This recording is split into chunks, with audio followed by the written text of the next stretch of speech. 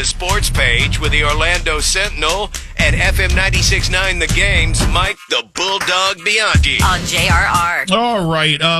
Bulldog is going to be out this week. He's got a personal matter to attend to, and we wish him the best in doing what you got to do, man. Without a doubt, man. We got your back here, buddy. So, I know we got Overreaction Football Monday going on. How about we address the non-football sports stuff, and then we'll go nonstop football to wrap this up. So I like that. Did we have a Magic win over the weekend? Magic yesterday, 128-118 win over the Pelicans. The best news out of that, though, was the return of Mo Wagner. Woo. Mo Wagner is back after more than a year of being on the bench. He is rehabbed and returned to the Magic last night. Again, 128-118 was the final over New Orleans. Now the Magic off to Germany for their next two games against the Grizz, including Sunday, which I think we might have a watch party for. I'm double checking on that, Taco. Okay. Obviously Mo very excited to be back just in time for a trip to Germany, where he's from. Yeah. So. The Vogs, man. Yeah. Hey, welcome back, Mo, and do us a favor and do yourself a favor. Ease into things so you're healthy for a while. The Tampa Bay Lightning have won 9 in a row after a 7-2 trouncing over Philly on Saturday. The two teams will square off again tonight as the Lightning look for their 10th win in a row. Looking good. Saw somebody at Publix yesterday with a Lightning hat on. Mm-hmm. Said, go Bolts. And then I also saw a guy wearing a Canes hat and a Canes shirt, and I said, man, you guys are looking good, but you got a tough matchup coming. Get to that in just a minute. NASCAR will be announcing details of their new postseason formats, playoff situation today at some point. From the rumors, it sounds like they may be going back to elements of what was in place prior to the current system, more of the chase type layout. We'll see. We'll get details later today from NASCAR on that. All right, college football. We now know the national championship is set after, Indiana just destroyed Oregon on a Friday night. I told you they were going to win. And go ahead and say it, and then I got something to say about your Canes. On Friday, watching that game from Oregon's first offensive play, which ended up being a pick six, you're like, okay, this isn't going to be their night. And it truly wasn't.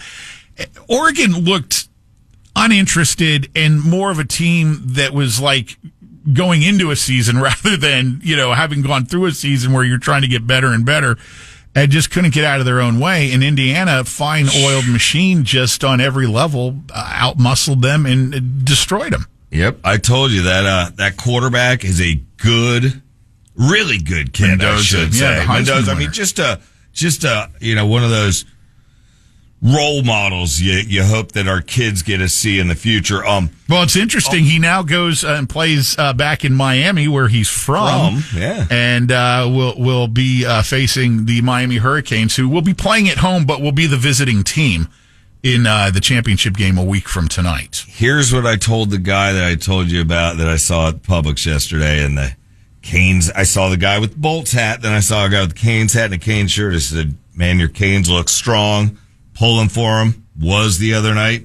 If they're not, Pat, and you mark my words on this, if they are not 100% on the offense and the defense, they're going to get trounced. I'm just telling you.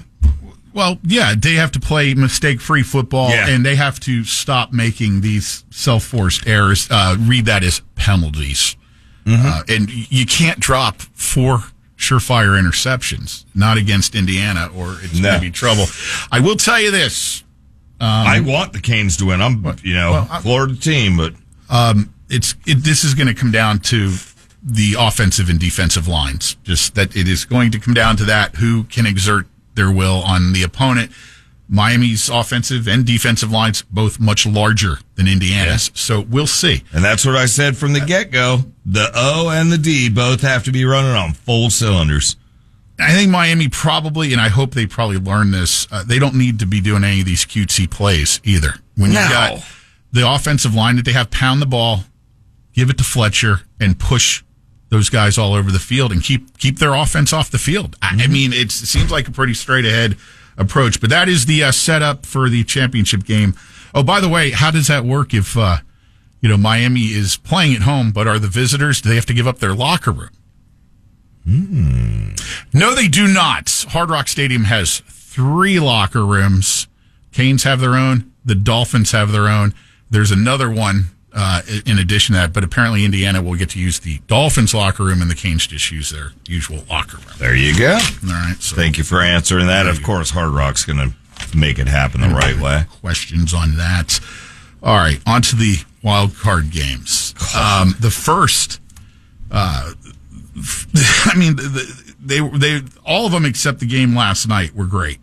The game last night was kind of a stinker. Yeah. Which, the Patriots win 16-3, bunch of field goals and a touchdown. Patriots will move on, but it all started. This Rams-Panthers game was phenomenal. The fourth quarter was just insane. Same with the Packers and the Bears. I do not know how the Packers let an 18-point lead evaporate, but they did, and the Bears get it done, the final 31-27.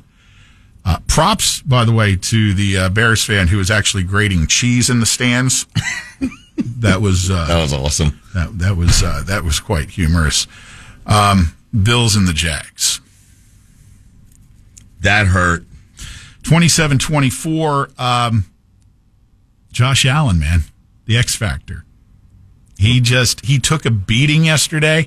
Suffered some injuries that probably would have sidelined just about any other quarterback. Oh, 100%, but he's not human, which we all have realized by now. But I said at the beginning of the show, how healthy is he going to be going to the next match? Because there was the knee, the finger to the helmet. That hurt me just watching the game. He's got a, I know you can go in that little magical blue tent and allegedly get juiced up or whatever they do in there. But I think it's more of an evaluation. You can't do that all the time. Juicing up. Speaking of being injured, though, the absolute mash unit that is the San Francisco 49ers somehow went into Philadelphia and took care of the defending Super Bowl champion Eagles 23-19. George Kittle was lost, Achilles tear. He's probably going to be gone for next season as well, since this is, he suffered this so late in the season. Which sucks. And they're already a patched up, glued together outfit. It'll be interesting to see what happens as they move on to have to play at Seattle, which is their arch rival. And Seattle has had a week off to rest. And they look strong as hell anyway. There's no doubt about it. So that one will be on Saturday, as well as Buffalo at Denver. The exact kickoff times I'm thinking will be announced today, it looks like. And then on Sunday, you get the Rams visiting Chicago, and then New England will host either Pittsburgh or Houston. Pittsburgh and Houston playing tonight in Pittsburgh. So that's kind of an overview of playoffs so far. No complaints as far as action level goes. I know it sucks if you're a Jags fan, but all that behind us. Just when you thought you couldn't get enough football, as you said, there's another game tonight. Yeah. Wow. So there you go. And we'll keep covering it as it happens and fill in the shoes of the dog. That is your sports page for this morning.